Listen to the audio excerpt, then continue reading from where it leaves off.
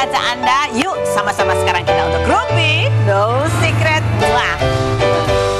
Bersama saya Kak Rose dan ditemani oleh Daniel di pojok sana, dan tentunya sudah hadir beberapa bintang tamu ya. Salah satunya adalah pasangan yang kayaknya makin gaul ya. Ada Bapak Hengki Kurniawan dan Ibu Sonya, apa kabar? Ya aku lihat foto-fotonya, aku pikir opa Korea mana gitu ya. Opak. Nanti kita ngobrol, tapi kita ke pojokan dulu untuk membahas dan mereview apa yang lagi ramai diperbincangkan, menjadi perhatian publik, baik itu untuk hal-hal yang datang dari dunia nyata maupun dari dunia maya. Kalau ini dari dunia nyata terjadi gitu ya, tapi serasa maya. Kemarin kan sempat kita mengabarkan bahwa kemarin itu adalah sidang kasus gugatan perceraiannya Pratama Arahan terhadap Zize gitu ya. Aku pikir aku salah info, maaf ya guys. Aku pikir tuh sidang perdana. Ternyata itu udah sidang ketiga dan sudah diputus langsung. Zet cerai ya.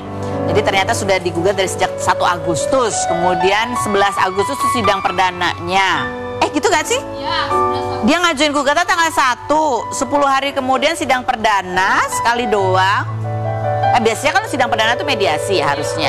Terus langsung begitu keesokan harinya dia langsung udah diputus cerai secara first take. Apa sih maksudnya cerai secara first take? Itu artinya nggak datang ya.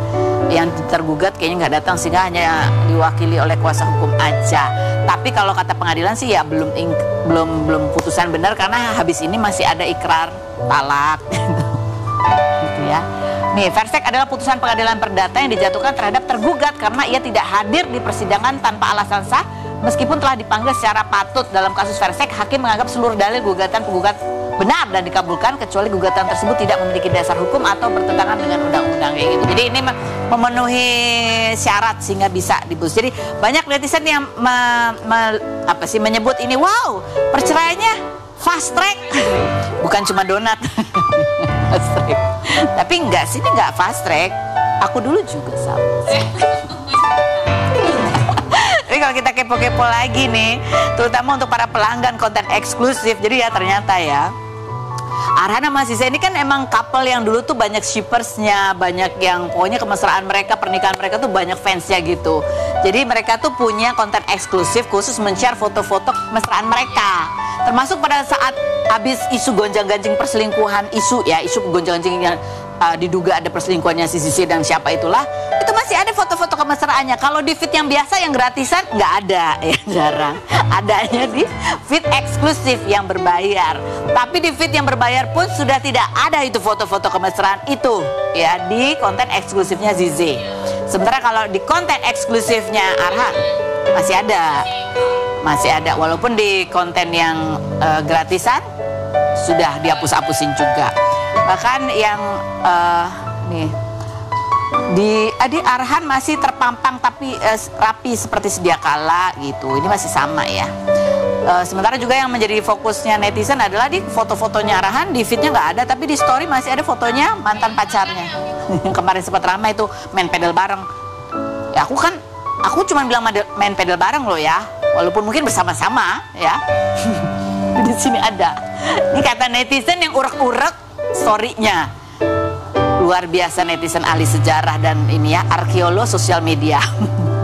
Komentar netizen soal perceraian Zize dan Arhan yang cepat muncul pas Indonesia lagi demo-demonya gitu. Jadi ada yang menduga, oh ini berita betapa cepatnya perceraian itu kayaknya pengalihan isu ya dari demo kemarin gitu. Yang berikutnya, nikah fast track, cerai pun fast track katanya gitu. Yang berikut, pasti pengalihan isu dari demo DPR disuruh cerai sama pemerintah. Ya ampun, persiapannya lama juga ya dari 1 Agustus. Yang berikutnya, cepet banget cerai jalur fast track. Kenapa orang pada begini? Ya karena ngerasa kok bisa cepet banget ya. Sementara ada yang sampai 3 kali diajukan belum juga berhasil lanjut ya, yaitu perceraiannya siapa namanya? Andre Taulani ya. Nah, kalau kita lihat perceraian Andre Taulani ini masih ya sidang cerai e-court ya. Itu kemarin juga. Kalau nggak salah kemarin juga itu ada sidangnya perceraian Andre Taulani, tapi secara e-court.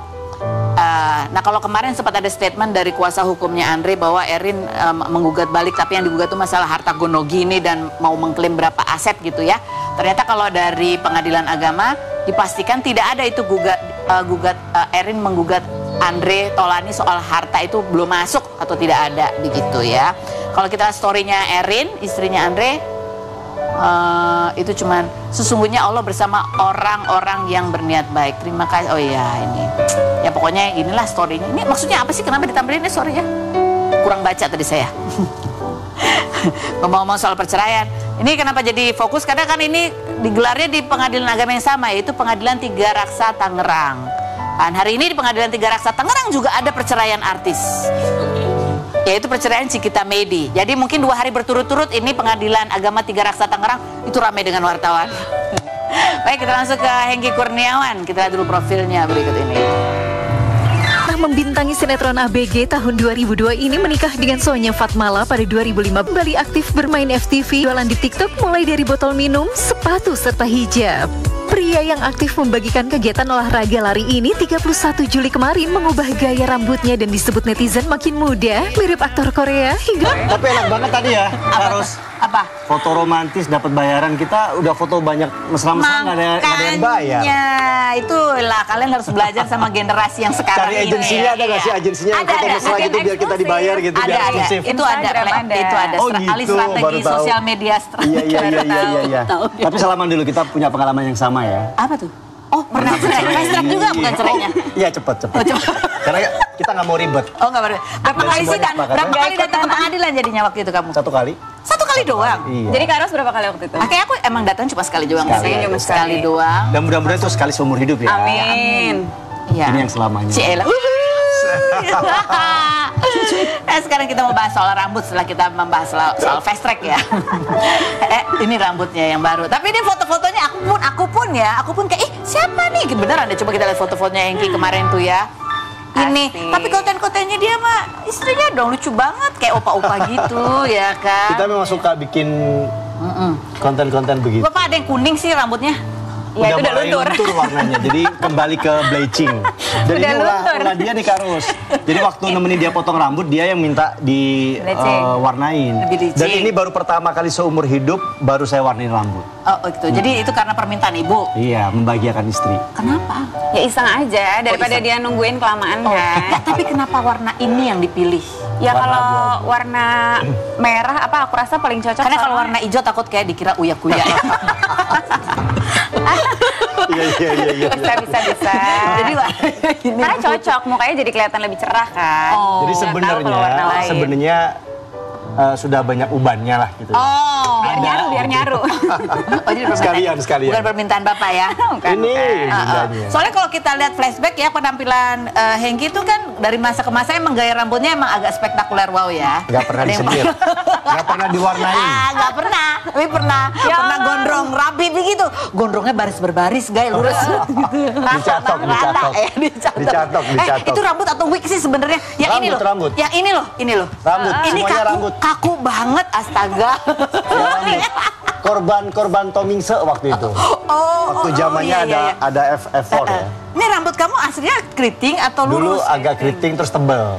Semenjak pakai topi jadi mulai tipis. Makanya ketika dicatok jadinya gitu ya, Iya. agak kaku gitu. Kamu pernah lihat kalau dari foto-foto ini ya, kira-kira kalau pada saat itu kamu sudah seumuran, menurut kamu mana yang paling ganteng? Atau kita? Kan ini pada zamannya. Kalau anak Gen Z nggak masuk nih kayaknya nih zaman dulu. Kamu nilai ya, 1 sampai 10. Yang gelap itu, yang agak ngebob, Ya itu Allah. berapa? 1 sampai 10. Di mana sih smoothingnya itu? 1 sampai 10. Duh, maaf ya sayang 7 aja. 7 aja. Sebentar, tapi pada waktu itu kata mantan-mantanku pada ganteng-ganteng semua loh katanya. Iya kan kata mantan. Saya kan ngeliatnya waktu itu om-om itu. Om-om. Iya kan saya masih bonding. SD. Kalau yang Om gondrong. ini berapa nilainya? Ini Itu udah boleh keren nih, lah, keren 8 nih. lah, 8 ya. lah. Ini normal lah ini. Normal lah, Itu 9 lah. 9. Oke kan ini. Ya Allah. Ini kembali 7 kayaknya Kayak ya. foto-foto di tukang potong rambut ya. Ada pilihan model. Pilihan model. Berapa nih? Salah sampo 7 kayaknya deh. aja, 7 aja. Ini Ini waktu aneka tuh. Oh ini. di awal-awal ya. Itu rambutnya gini. Yang sisiran emang ya? Apa namanya rambut normal tuh nggak diapa-apain. Oh, ini rambut gak diapa-apain? Iya, belum diapa-apain. Habis berenang kayak Habis keramas belum di blow. Oke, Habis cuci muka langsung catwalk. Oh gitu. Asli emang begitu? Iya waktu itu. Karena belum bisa dandan dan kita mandiri kan. Saya dari Blitar ke Jakarta ikut finalis cover boy di toilet udah dibasahin udah jalan. Pada saat yang kamu satu angkatan ada yang prepare banget gak? Dulu ada Dwi Andika. Nah, Dwi Andika, Chico Jericho, Faisal, terus siapa lagi ya? Adalah ya itu. Itu siapa yang paling prepare? Yang peralatannya paling lengkap siapa? Dwi Andika kayaknya dulu paling prepare ya? Semuanya. Dari baju juga paling keren. Coba kita lihat komentar netizen tentang rambut barunya Hengki Kurniawan. Set bunyinya adalah, waduh yang tua aja pengen nampak muda, uban disemir hitam, kenapa yang muda malah bikin uban, katanya gitu. Bagus dong dibilang muda loh. Yang berikut. Amin. Makin tua makin menggoda. Yang berikut, opa gitu. Lanjut. Mbah. Kayaknya ini yang cocok. Kayaknya ini yang cocok nih. Panggilannya yang cocok nih kayak Mbah nih kayaknya. Yang opa tadi bukannya di like ya? Enggak, yang Mbah kayaknya cocok. Ada lagi komentarnya nggak? Ada nih. Buset, umur dia ngartis baru ini gue lihat Hengki ganteng asli katanya gitu. Masya Allah. Ya. Yang muji ini ya. Kan biasanya kalau laki tuh ya makin berumur tuh dia kayak makin kayak apa ya, kayak tape gitu. Fermentasi ya, fermentasinya makin jadi. Ibu perasaannya gimana? Was-was enggak gitu loh, kan dia makin muda kayaknya. Jujur. Kita serahkan saja kepada Allah ya. Dia selalu begitu. Jawabannya selalu gitu. Jadi padahal sebenarnya cemburuan. Iya kan bener. Padahal cemburuan, so cuek, cemburuan. Jujur li. Karena kan kalau kita tuh kayak was-was, takut ini, takut itu, capek. Betul. Gitu. Jadi ya udah aja kita percaya, kita serahkan. Yang penting serahkan sama Allah aja, kan Allah yang membolak-balikan hati manusia. Jadi sekarang Kak Ros kalau ngambil FTV itu dia banyak banget pertimbangannya benar. Kamu mau ngambil FTV, nggak mau di rumah aja live dan lain sebagainya. Gitu. Capek tahu pulang pagi ini segala macam. Kayaknya dia nggak mau ditinggal gitu. Iya emang. Aku tanya iya emang. Enggak sih, cuma kalau syuting kan kita kan sekarang Jakarta Bandung ya. Jadi kalau di Jakarta kan pasti ya full di Jakarta terus. Akhirnya di Bandungnya kita jadi sendirian. Bukan karena kita cinlok ya? Enggak. Kamu takut dia cinta? Percaya lah kalau itu. Oke baik, ini akan saya. Hengki Kurniawan sekarang memasuki usia 42. Dimana memasuki usia 40 itu kalau laki-laki ada yang namanya midlife crisis ya. Alias purba kedua. Pernah kamu merasa hal-hal berikut ini? Kadang-kadang ya pernah kayak cemas terhadap karir aku udah pencapaianku udah bener belum ya gitu? Enggak sih. Jadi rezeki itu buat saya bukan angka-angka ya, tapi bagaimana kebersamaan bareng keluarga. Oh itu. Makanya sekarang saya berusaha bagaimana di lingkungan keluarga ini adem, baik sama anak, sama istri, dan bener-bener saya meyakini kalau kita adem, hubungan happy sama istri, meskipun nggak melulu soal duit ya, rezeki ada aja. Rezeki itu soal rezeki. Ada kekhawatiran terhadap karir ke depan? Nggak ada? Enggak. Sama sekali. Sering merenungi perjalanan hidup. Aduh, seandainya aku nggak begini, pasti aku gini. Nggak, kalau perjalanan hidup itu udah pasti takdir dari Allah, jadi harus kita ikutin. Merenungi itu lebih ke cicilan kali ya. Oh iya, merenungi cicilan aja. Pernah merasa impulsif nggak? Makin impulsif. Kayaknya udah saatnya nih aku tahan-tahan beli ini. Enggak. Oh, karena ada ibu yang... Justru sekarang mulai ngerem ya. Kalau dulu justru lebih impulsif. Sekarang mulai lebih ngerem. Anak makin banyak ya kan? Oh iya. Sudah mulai merasa ada keinginan mencoba hal-hal baru? Ada, lagi menyukai traveling. Terus ada beberapa proyek pekerjaan yang baru buat kita mau coba jalan. Lebih itu ya? Kita mau cari ekosistemnya seperti apa. Tapi nggak ada keinginan download aplikasi-aplikasi yang baru dan beda. Apa itu aplikasinya itu? Aplikasi jodoh. Nggak kan? Nggak, pengen tahu gitu. Kadang-kadang nggak ya, nggak ada ya. Oke, bagus kalau gitu. Nah sekarang kita buka ini ada gift box. Sesuatu di dalamnya. Siapa yang buka? Aku, kamu. Siapa yang buka? Susah ya, banget Pak? sih. Wow. Pasti ini hadiahnya mesin cuci, bukan ya? Blender. Cincin. Oh, cincin apa maknanya? Coba kita lihat dulu cincinnya. Nih. Ya Allah. Ini masih model yang waktu itu bukan sih? Iya dong. Ini ada cerita istimewa dari cincin ini. Boleh diceritain nggak apa? Ini aja yang cerita. Ada 11 tahun. Kan dia yang dapat hadiah. Ini cincin pertama dulu ulang tahun ya. Ulang tahun di pesawat kita waktu itu perjalanan dari Bali ke Jakarta. Tengah malam memang flightnya. Oh, flightnya jam 12 lewat gitu ya? Iya, jam 12 lewat. Tiba-tiba tengah malam diumumin di pesawat. Oke. Terus kita yang kayak, malu gitu kan. Terus ngasih, jadul sih sebenarnya, ngasih kue gitu di suami terus ada cincinnya. Oh gitu. Ya Allah. Jadi coba sekarang kita tanya sama Bapak ya. Ini berarti Bapak udah janjian nih.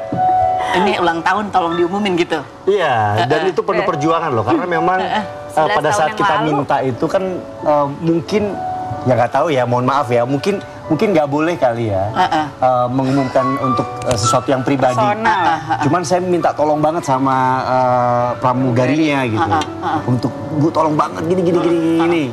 Saya sampai di depan itu nggak mau balik ke tempat duduk kalau nggak diumumin. Astaga, segitu ya. Minta maaf ya, minta maaf ya. Terus. Ya, karena waktu itu memang Ini masih PDKT saya udah, nih ya? jadi ceritanya saya udah menduda selama 2 tahun. Kalau saya pengen cepet, kalau Sonya kan masih harus kuliah, masih produktif kan gitu. Pengen cepet-cepet, akhirnya ya udah penuh apa ya, adegan-adegan romantis kayak di sinetron supaya Dia lulu. Beberapa kali ke mamanya, akhirnya dikasih restu ya alhamdulillah. Jadi usaha nggak sia-sia kan. Ini masukin cincinnya ke dalam kue tuh Karena dia pas ulang tahun juga di dalam pesawat itu pas Berarti kamu udah tanggal beli 5 kue nih, Januari. Iya, udah beli kue. Jadi saya sama Adi Virus tuh, lu pegangin ini. Kita dulu kan perginya bareng tuh. Oke. Jadi yang beli kuenya malah Adi Virus, karena kan selama di Bali aku berdua terus sama dia. Iya. Adi Virus yang beli kue sama teman-teman. Masukin cincin siapa? Dia juga, mereka juga teman-teman. Terus masukin ke kue, terus aku suapin di pesawat. Itu nggak keselak tuh ya. Sekali suap langsung kena tuh cincinnya. Iya. Bukan, mana ini kok? Terus apa sih itu? Hancur ya kuenya ya. Terus kamu pura-pura gimana tuh? Pura-pura terkejut ya. Jujur nih, begitu ada nih rasa gitu. Gitu. Terus kayak langsung ya ini aja apa nih gitu aja biasa. Adegan-adegan Gemes. adegan-adegan mengemaskan aja. Ya. Terus itu buat kamu lulu nggak sesuai dengan harapannya suami kamu ini? Belum, karena kan pertama kali waktu itu. Dulu dong, kan kita nikahnya habis itu nggak lama. Iya, tapi maksudnya Menurut dia nggak lulu. Diliput di sini. step pertama. Itu step pertama kan. Iya. Kan hampir 11 tahun Oh, mungkin lalu. dalam hati dia nunggu hadiah dulu yang lain lagi. itu pertama kalinya. Oh, ini pertama. Jadi belum lulu dong. Masa pertama kali lulu cewek macam apa? Iya, dulu dong. Apalagi cuma cincin lagi ya. Iya, ngomongnya Kalungnya sama mana gitu ya. Apa yang bikin kamu lulu adalah karena mama? Iya, karena ya harus ada Ya, karena keseriusan saya bilang ke mama, nanti ketika menikah, soalnya masih tetap bisa kuliah, saya yang nganter segala macam. Kan kekhawatirannya adalah kuliahnya stop. Dan kamu komit itu ya? Komit. Akhirnya, Masya Alhamdulillah. Allah. Lulus sudah. Ini pakai terus nih ya Bu ya? Dipakai terus, ini tidak matanya pernah hilang aku satu, nanti lepas, minta hilang Bapak satu. beliin lagi sekalian Iya, benar. kalungnya. Nggak ada yang bisa di. Oke, sekarang kita mau POV ya. Point of view Hengky Kurniawan terhadap situasi ataupun pernyataan berikut ini. Aduh. Red momen ini. Aduh. Anggota Dewan itu butuh tunjangan, apalagi kalau rumahnya di Bintaro kan jauh ya. Wadaw. Apa Pak point of view Bapak? Sudut pandangnya apa? Kenapa sih berat-berat? Kenapa sih? Ini banyak teman-teman di situ soalnya. Bapak kalau misalnya jadi anggota Dewan nantinya, rumahnya kan ada di Jakarta nih. Kira-kira akan naik apa Ya ke mungkin kantor? gini ya, mungkin timingnya aja belum pas. Karena kan kondisi ekonomi kita, masyarakat juga masih banyak yang prihatin kan. Ya lebih Itu kepada aja itu sih. aja. Cuman kalau tunjangan memang untuk betul-betul memperbaiki kinerja, ya banyak undang-undang yang bisa diciptakan, ya kenapa enggak gitu. Tapi sekali lagi kondisinya timingnya harus pas. Itu masalah timing aja. Iya, ya. masalah timing. Ini ya ada yang menarik sih. Kemarin tadi aku lihat tuh video, kamu kenal Adrian Maulana kan ya? Iya. Nah, dia kemarin bikin konten tips bagaimana cara ke kantor yang Nggak ada macet di ya? Senayan menggunakan kalau dari rumahnya dari Bintaro. Kita berikut ini. Ya belum menjadi Bang anggota Adrian, Dewan. mantap. Mungkin kalau udah jadi anggota Dewan POV-nya bisa berubah ya kan. Tapi memang Bang Adrian tiap hari saya lihat Dia sering emang angker. iya pakai transportasi umum Anak sih. kereta dia angker ya. Yang berikutnya, apa POV kamu terhadap gini di demo? Karena ada demo, bukannya menghadapi demo malah pulang cepet. Berat ya, bebannya makin penuh nih. Aduh. Ya kalau pengalaman saya waktu kemarin di pemerintahan, setiap ada demo selalu kita temui. Jadi ada demo kenaikan upah, UMK dan lain sebagainya, meskipun juga semangatnya lagi membara, ya kita harus temui. Intinya kalau sebenarnya ada komunikasi yang baik, saya pikir nggak akan ada masalah gitu. Apalagi DPR ini kan ya rumah rakyat yang harus terbuka untuk rakyat. Nah kan kamu ini pengalaman kamu sebagai orang yang pernah menjabat gitu ya, menghadapi masyarakat langsung, kan kadang-kadang menghadapi orang yang emosional gitu. Itu ada caranya nggak buat kamu ya, tipsnya mungkin? Biasanya justru ketika mereka demo, kita ajak dulu ke ruangan masuk ke dalam. Kan banyak kalau perwakilan. Biasanya ketua rombongannya itu kita ajak duduk bareng, keinginannya apa. Nah semaksimal mungkin ya kalau memang bisa kita berikan solusi cepat, kita berikan solusi cepat. Kalau seandainya belum ada solusinya? Karena gini, rata-rata kalau kaitan upah pekerja itu kan sebenarnya kuncinya di Pak Gubernur. Kita hanya merekomendasikan daerah untuk kenaikannya sekian persen. Tapi biasanya kepala daerah nggak mau, karena ya ini ada faktor pengusaha, ada faktor buruh, dua-duanya harus dijaga kan. Tapi kalau saya melihat kadang-kadang kajiannya memang harus naik, ya kita naikin. Bahkan zaman saya itu mungkin saya menaikkan upah terbesar di Indonesia untuk buruh waktu itu. Tapi dengan kondisi emosi ya kita harus berani temuin. Alhamdulillah nggak pernah absen kalau ada demo waktu saya menjabat waktu itu. Nggak pernah ada demo? Nggak pernah absen. Nggak pernah absen untuk menemui. Selalu menemui. Deg-degan nggak sih? Deg-degan gitu ngadepin demo? Nggak takut nih gitu? Nggak sih. Karena memang kan kita tahu masalahnya apa, kemudian kita tahu jalan keluarnya seperti apa, ya kita kasih pemahaman aja gitu. Pernah ikut demo nggak? Demo belum. Belum ya? Ibu? Pernah demo masak. Oh iya, oke. Yang berikutnya ada Revanar ya, kita lihat dulu profilnya berikut ini. Pernah berperan dalam sinetron Cucu Menantu ini, pernah menikah dengan Fabi Marcelia pada 2013 dan dikaruniai 2 anak, namun berbisnis motor gede pada 2015. Posting foto perubahan fisiknya yang kini terlihat ideal dengan membuat konten seperti pas masih sama dia versus pas udah jadi. Kenapa tidak sejak dulu merawat badan? Kita dudukan di kursi fitnah atau fakta. Oke. Revan, ini memang sengaja rambutnya turun 3. Iya, lagi ngetren.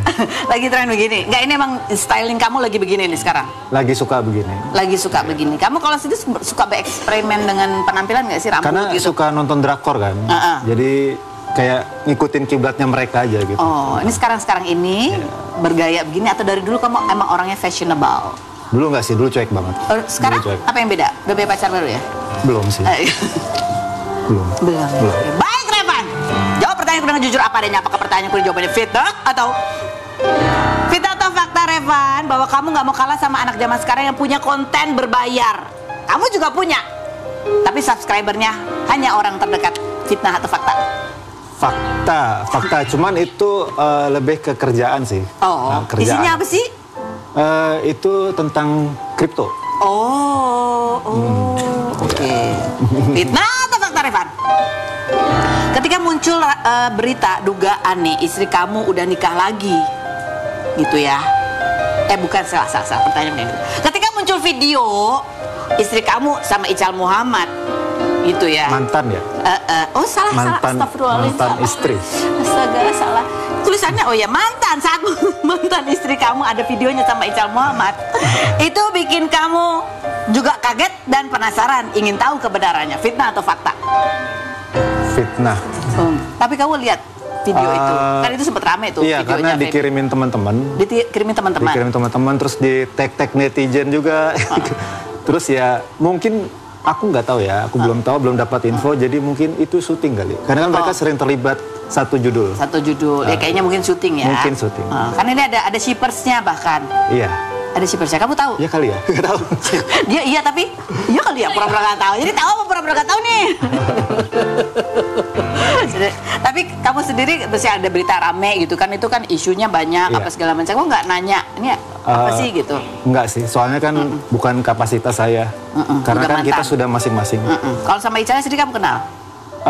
Iya kenal, dulu kenal. Gimana? Dulu kenal. Iya. Sekarang?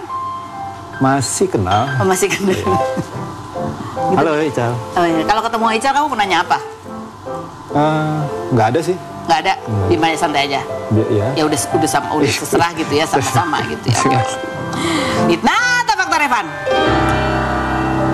Walaupun kelihatan damai sama mantan, tapi di antara kalian berdua masih kadang-kadang sering ada masalah komunikasi, terutama kalau soal nafkah. Fitnah atau fakta? Jawabannya setelah berikut ini, jangan kemana-mana, tetap di